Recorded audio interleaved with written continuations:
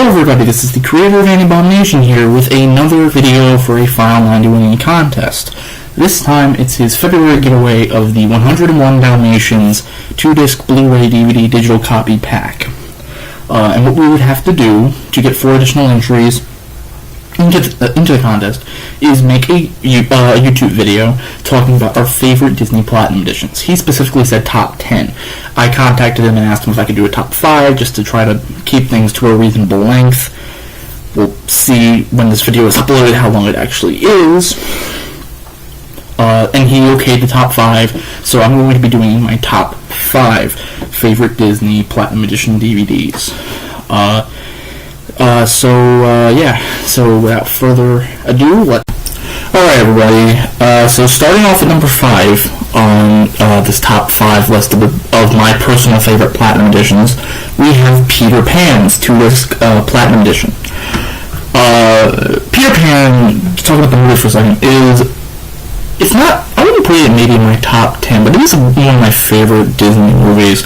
It's from the same era of Alice in Wonderland. It even shares some of the voice actors being Catherine Beaumont, who did Wendy, Wendy and Alice. She does bring a lot to the character.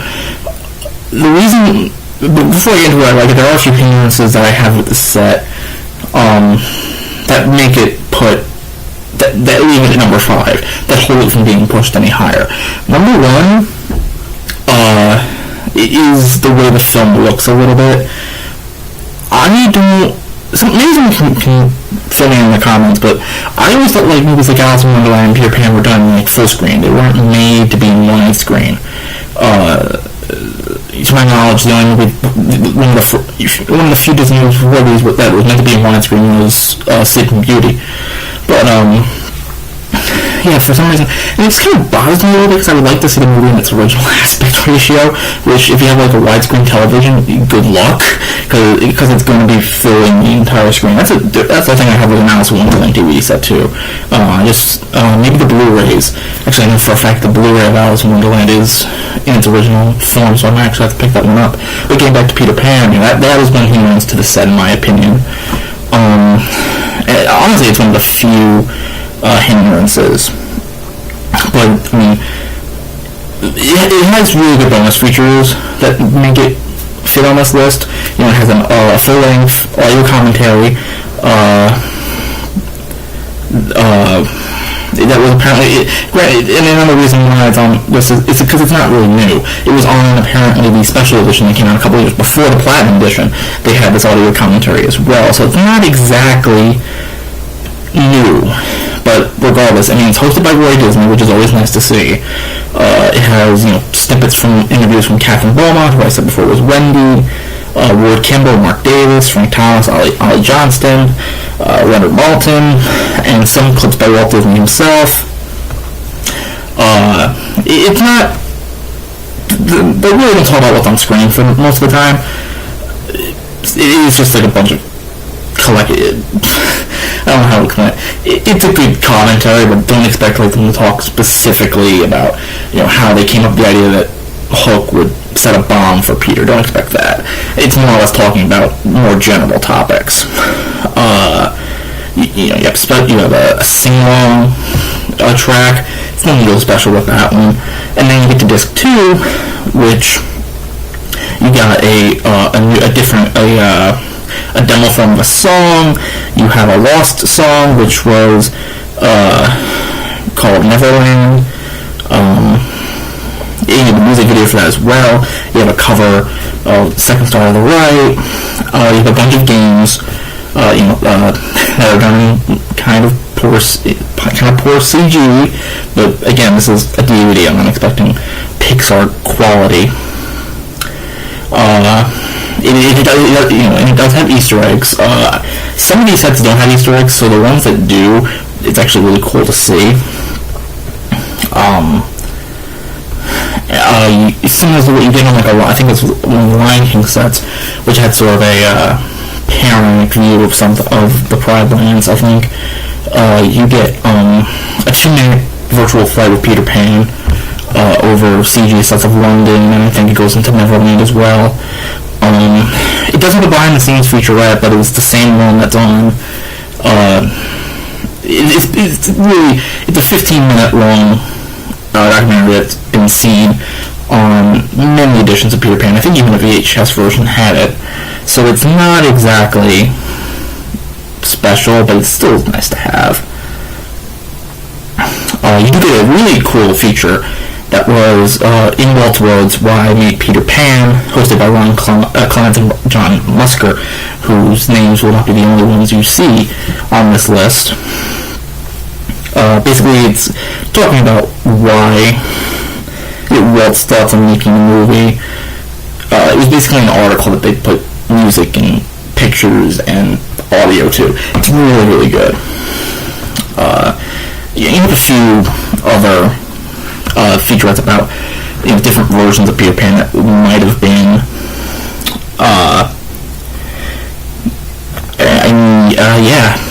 the menus. Let's quickly talk about the menus. They're okay. I mean, they're not anything that special compared to some of the other ones on this list, but they do look really, really good. They get the job done. This was sort of the moment when, this was sort of the time when they were starting to use a bit more of sort of archival art in a way, and kind of updating that, as opposed to making solely CG sets. That's all I gotta say on this one, guys. This is, that's why I would honestly put number 5 on my top 5 Disney Platinum Editions, Peter Pan. Alright guys, so moving on to number 4, my 4th favorite Disney Platinum Edition DVD that came out is the Lady and the Tramp Platinum Edition 2-disc DVD. Now, this has, the reasons why it's on here match a few of the others that are going to be on this list, and even to the extent of the one before it, which is Peter Pan. That being the bonus features. And there were a lot of good ones on here. But the reason why it's above Peter Pan is really simple. They give you 2 versions of the movie to watch. Granted, they're not that vastly different compared to another version on this, another DVD on this list, but it's still worth to mention. You do get a full-screen version that they call Pan and Scan, where you don't get black bars, and you have the original theatrical version, which does have the black bars. So it is nice to see that you do get a set of 2 versions to watch the movie in. Unfortunately, there was no commentary on the first disc. Not even going to, but they could, in my opinion, they still could have done something like what Peter Pan did. But I guess that's just the trade-off you get with these. Some have commentary, some don't. They try their best, and actually they make up for it a lot on the second disc. But before I do that, let me just quickly talk about Lady and the Tramp. I don't hate Lady and the Tramp. I wouldn't put it in my top 10, not even close. It's not. I wouldn't even say it's one of my top favorites. I don't mind it. It's a good movie. I'm not going to say that's bad, but it didn't leave that big of an impression on me. Besides, some of the more memorable scenes, like the He's a Tramp song, Bella Notte. Those songs, those sequences, I should say, do leave an impact. The movie is, for me at least, didn't leave much of an impact on me. Didn't hate it, didn't particularly love it, but it's in that gray area for me. But let's get to the second disc, which is where its place on this list is well deserved, because it has arguably one of the best bonus features, but I do think there are some that are better. Because we actually do get excerpts from the old Disneyland TV show.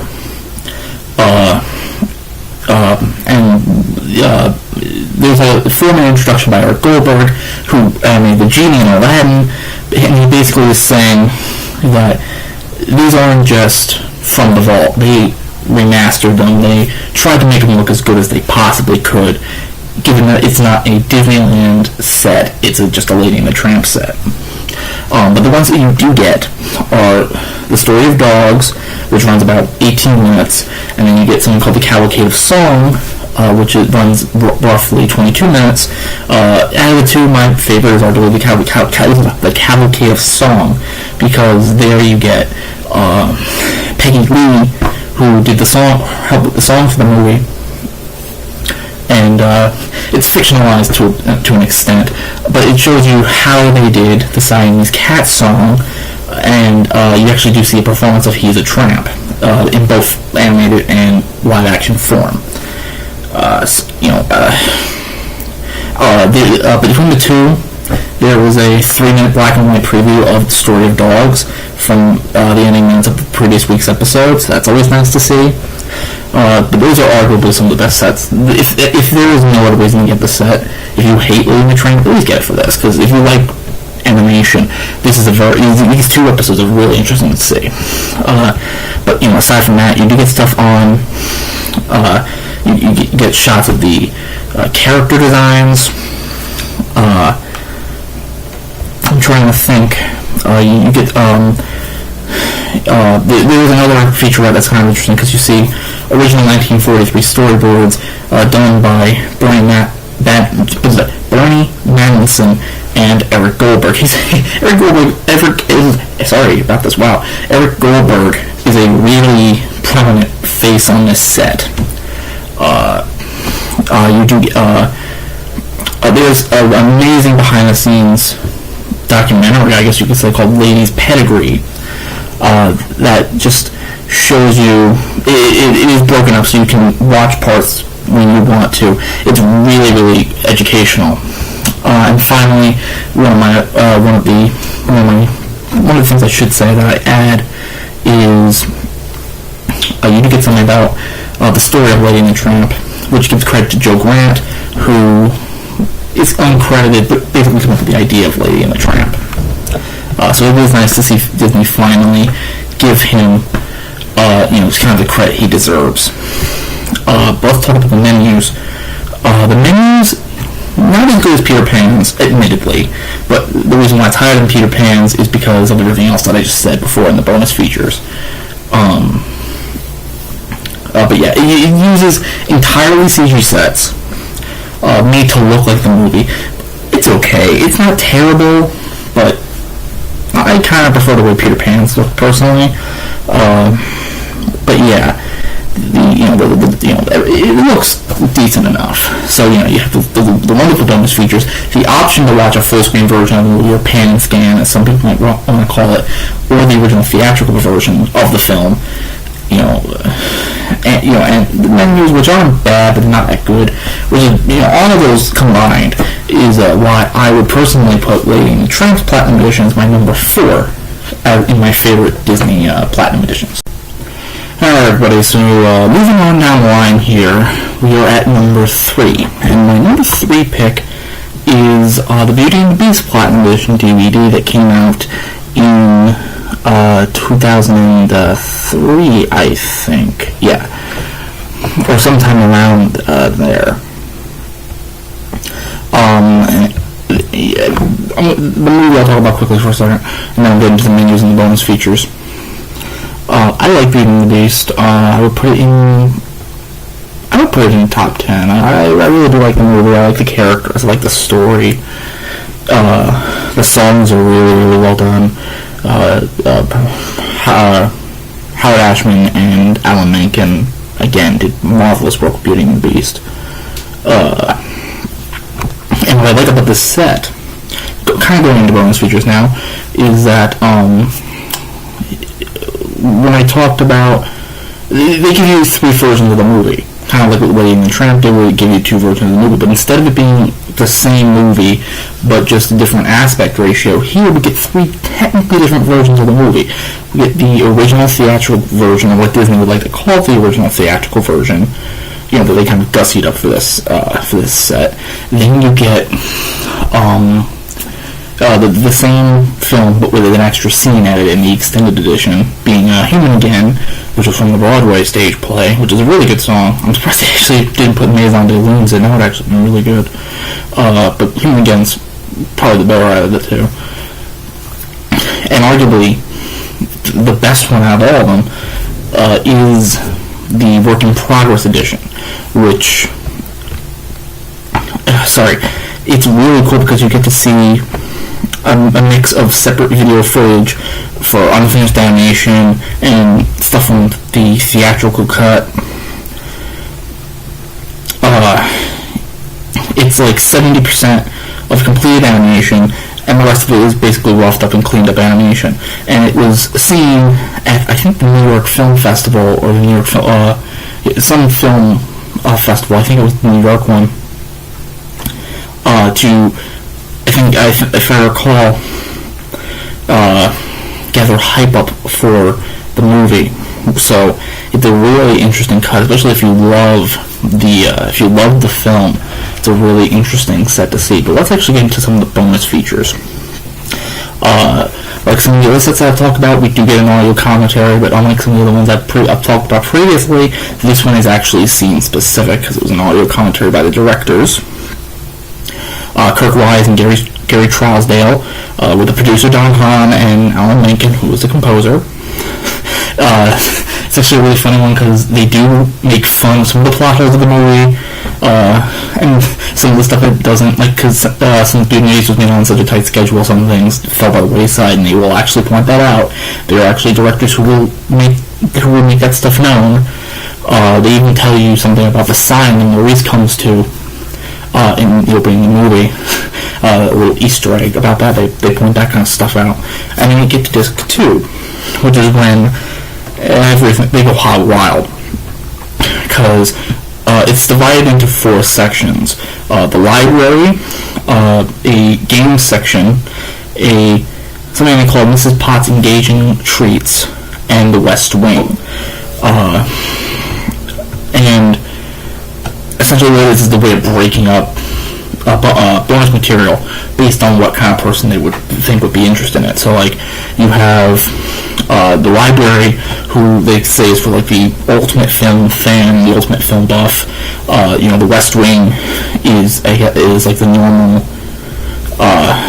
The West Wing is more in depth. The Engaging Treats with Mrs. Potts, like I said before, is for everybody. And then you have the Running Games, which is hosted by Chip, which is for younger kids. It's a really interesting way of how they use both the characters and the setting of the story to engage and sort of break up things. There is a 51-minute documentary. It was very interesting. And again, you can watch it all at once or just go to the sub menus. So that seems to be a thing on a lot of these. That's a really interesting sort of little thing. And actually, one of the funniest and most ironic bonus features of them all is that there is something in here, a 15-minute featurette about Disney animation that's actually hosted by Shia LaBeouf and Christy Carlson Romano, who, if you don't know, were the stars of Even Stevens from the Disney Channel back in the early 2000s. So it's kind of a nice little time capsule to see them in doing this kind of stuff. And there's actually a lot of stars on here, on this set. There are a lot of what's the word I'm looking for? There's a lot of celebrity cameos in the set, particularly in the Mrs. Potts section. The menus, talk about that for a quick second. The same kind of Lady and the Tramp, the same quality of CG. But again, they use CG, they don't use the actual animation sets. Which, again, I wish they kind of went more of a hybrid like Peter Pan did, because Peter Pan looked really close. But they don't look bad necessarily, but I do kind of wish that they maybe tried to make it look more like the movie it was based off of, because it doesn't really, to me it doesn't really, in CG. But, yeah, so, for all those things I just listed off before, that's why I would honestly put the Beauty and the Beast Platinum Edition as my number 3 in my top 5 favorite Disney Platinum Editions. And we're almost there on the home stretch, guys. We're at number 2. At number 2, you gotta start off with the original. You gotta start off with Snow White and the Seven Dwarfs. Not only is it unique in having a different packaging sort of style than the others, it was in more of a clamshell kind of a case. But, again, it was the first one out, so it was one of the better ones in my opinion. It came out in October of 2001. Actually, one of the reasons why it's up here is because the way the menus start up is really, really cool, because it takes you into the Queen's Castle and you see Roy Disney. And Roy Disney introduces the set to you, and then he does the magic mirror sort of spiel to get the magic mirror to open up the menus for you. And the magic mirror is kind of the glue that's holding all these menus together in this set. So it actually, again, that kind of makes sense. It has a audio commentary similar to the one with what was it? Similar to the one with Peter Pan.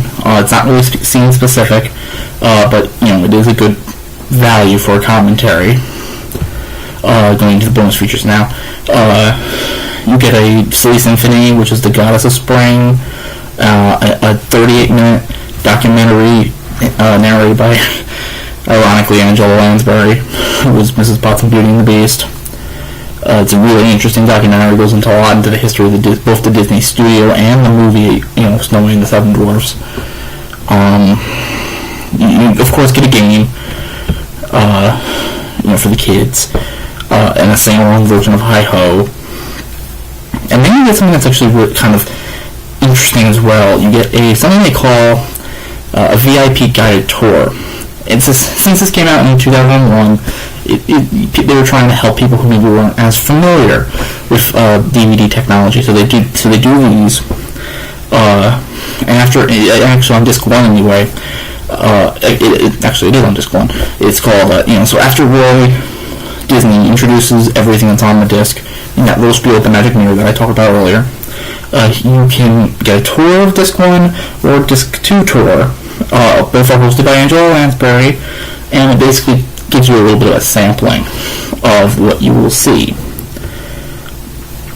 The only downside to it, though, is once the first one ends, disc 1 tour, you do automatically get put into the game, the Mind Ride game, which I talked about before. And you have to it's a long spiel to get back, so it's a little nitpick. But then we get to disc 2, where the setting is not really as well, but the way they do it is kind of interesting. You once again see the magic mirror, and he shows you 5 areas on a map where he is, and an apple icon. The 5 areas are the Dwarves' Mine, Cottage, the Queen's Castle, the Wishing Well, and the Cauldron with the Poison Apple. And each area contains different special features, and the apple is where you can just see all of them, a complete listing of everything, not having to go through each area, so that's always nice to see. You get to see, there's storyboard to film comparisons, and this is why it's at number 2, because for being the first one out, there's a lot of bonus material on these sets that you didn't think might have actually been there, especially at the time that this set was made. Like I said, you get storyboard to film comparisons for 4 sequences. You get production timeline, Disney biographical timeline, Snow White's production timeline,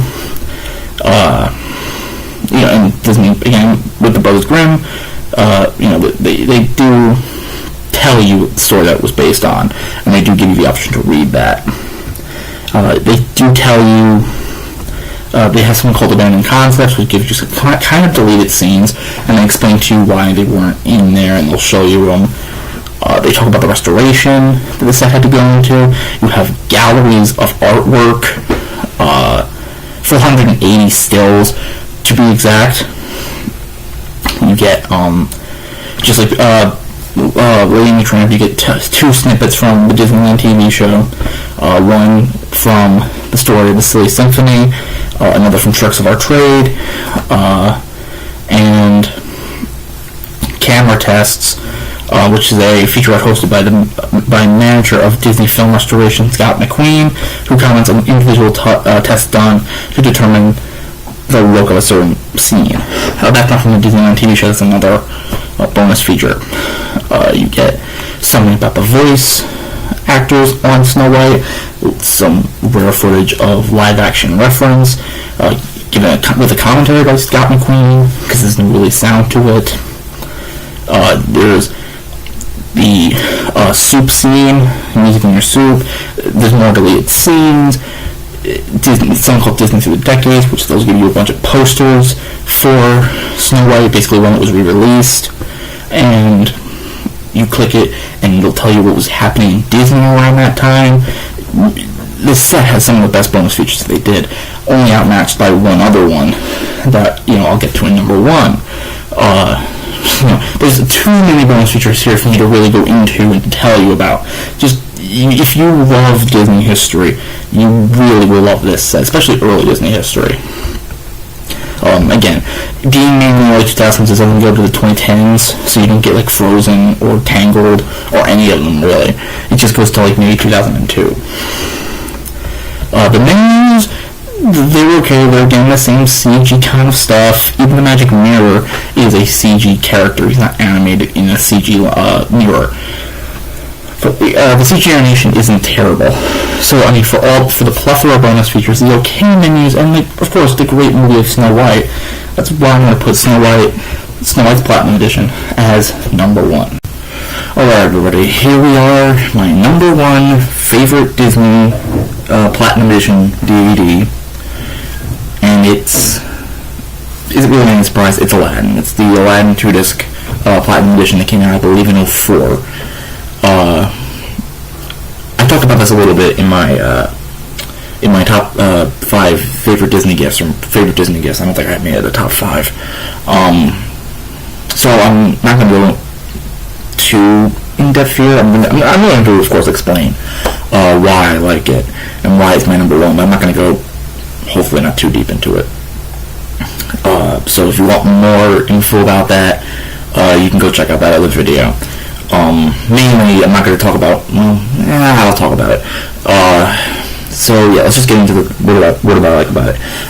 First off, I think it has some of the best menus that they did.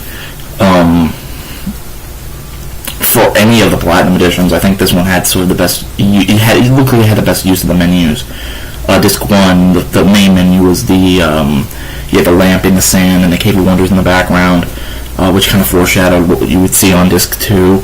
And then Disc 2 opened with with the genie doing the 10,000 years in the Cave of Wonders. I would chill him out with Jafar and Iago and the lamp, flicks him into the Cave of Wonders, and actually you have on the menu, while the music is playing, while you're supposed to be making your choices, you have Jonathan Freeman and Gilbert Gottfried, I guess, recorded new dialogue, sort of having witty banter as Jafar and Iago. Not to mention, it also has one of the best menus, Disc 2 anyway, has one of the best menus for the opening up a bonus feature. Because one of the bonus features on Disc 2 is sort of taking you inside the genie's lamp. And how it works is you click it and then it stays on the menu. There's no text on screen, but it just stays on that menu and you hear Jafar and Iago talk, and then Jafar kicks Iago out of the lamp.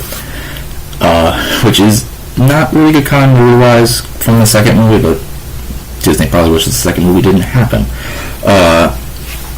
And also why Genie's lamp is in the Cave of Wonders anyway, but beside the point. And then it goes into the bonus feature. It's really, really seamless.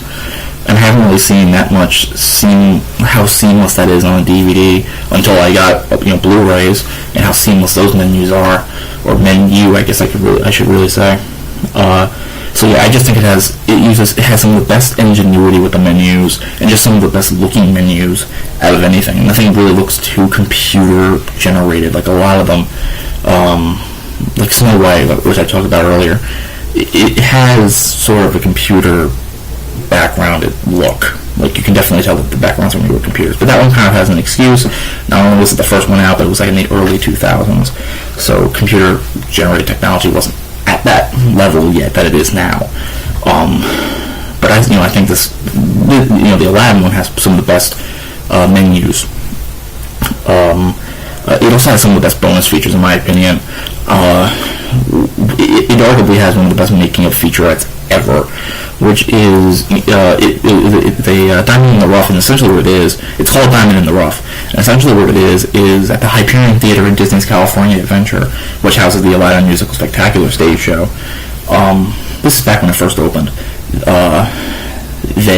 What they did was, they basically got the directors, the producer, two of the voice actors, I think just Scott Weinger, who voiced Aladdin, and Gilbert Gottfried, who did Iago.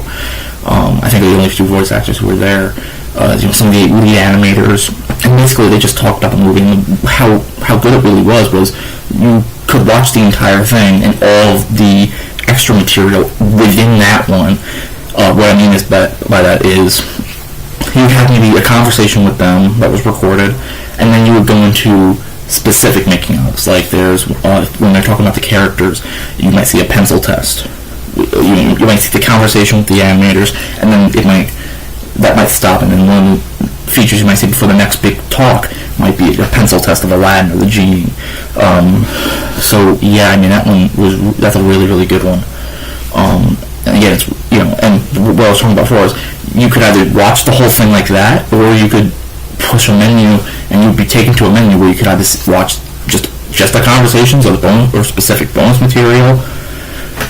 So they really made it easy for you to watch whatever you want to watch. Actually, in that one, it actually included a reference sequence for One Jump Ahead, which is actually kind of funny to watch these actors sort of play up the characters that you know from the movie. It looks like it was taken from two separate ones, though, because Aladdin, the actor, I guess you could say, playing Aladdin, changes definitely between in the whole sequence. So it looks like it was taken between two separate ones, or two separate recordings at least. So, I mean, yeah, you have the Genie's Lamp thing from before. You have an audio commentary, two audio commentaries technically, one with the producers and the directors, and then you have one with just the animators. The animators one I actually think is a little bit better from memory. The director's one's good too. What else? You have sing along. You have some more bonus features on this set than I can probably do justice to. And then you have what I talked about in the last one, which I'm going to go into a little bit, but I'm not going to try to go crazy with it, and that's sentimental value. Aladdin has always been one of my favorite Disney movies, if not for the sentimental reasons, my favorite Disney movie, just because I had a really good connection to it, with people who sadly aren't there anymore. And I just adore this movie for that, and how it got me into wanting to be a fan of animation. So there, guys, yeah, there you have it. There was my top 5 favorite Disney Platinum Edition DVDs. Running down the line here really quickly, number 5 was the Peter Pan DVD. Number 4 was Lady and the Tramps DVD. Number 3 was Beauty and the Beasts. Number 2 was Snow White and the Seven Dwarfs. And number 1 was, of course, Aladdin's. So yeah, if you see another audio unboxing this video from me, then I will then in that video I will tell you if I won. There is no second or third place winner this time, so you'll see if I actually won. And yeah, I think that's all I have to say. See you until the next video, guys. This has been the Creator Man Abomination signing off.